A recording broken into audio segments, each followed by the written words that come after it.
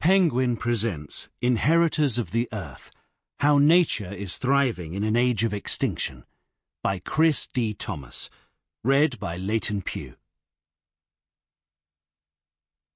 Part 1. Opportunity. Prologue. Gains and Losses. The Vale of York is a landscape of ecological despair. Billowing clouds emerge as condensation from the cooling towers of distant power stations and then rise above the plain. Fields of wheat, barley and oilseed rape disappear towards its flat horizons. Ploughs and combine harvesters trundle where brown bears once snuffled through primeval forests, and wild cattle wallowed in peaty swamps. It is one of the most intensively farmed parts of England, and England is one of the most densely populated countries in Europe. Yet when I survey this landscape from my study window, I see a green world punctuated by scarlet specks of poppy flowers swaying in the breeze. Coppery pheasants are strutting in search of fallen seeds.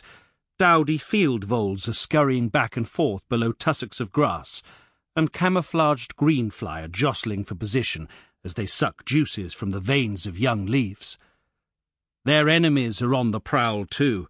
Rufous foxes are sniffing out a pheasant meal, hovering kestrels are watchful for the slightest movement of a vole, and dangerous harlequin ladybird beetles are laying waste to the greenfly.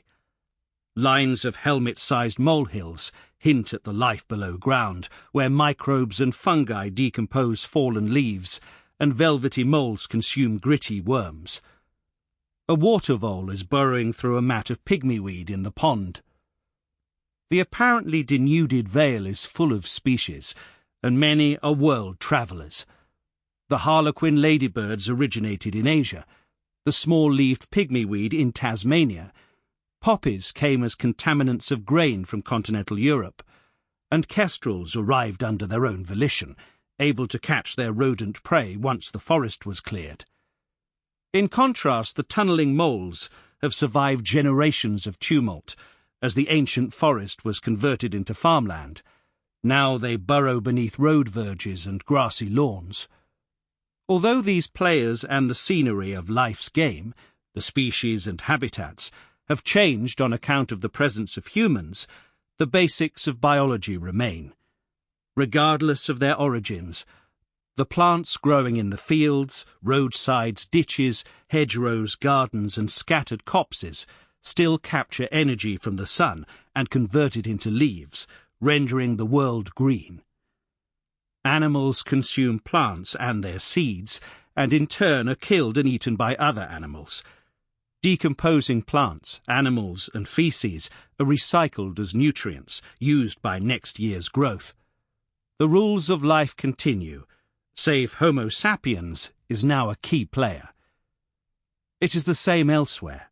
Familiar creatures have taken the human-modified Earth by storm, be they talkative yellow-billed Indian myna birds that are now at home in Florida, Japan, Sumatra, Madagascar, and Australia, agile mice that started life in Asia and then spread through the cities, towns, and farmsteads of the world, or Australian wattle trees and previously endangered Californian pines that are growing wild in Africa. They are joined by thousands of other mammals, birds, and plants, as well as by microbes, fungi, worms, snails, shrimps, insects, fish, toads, and lizards. The trickle of successful species taking advantage of human-created opportunities is becoming a torrent. Seemingly, there are as many winners as losers.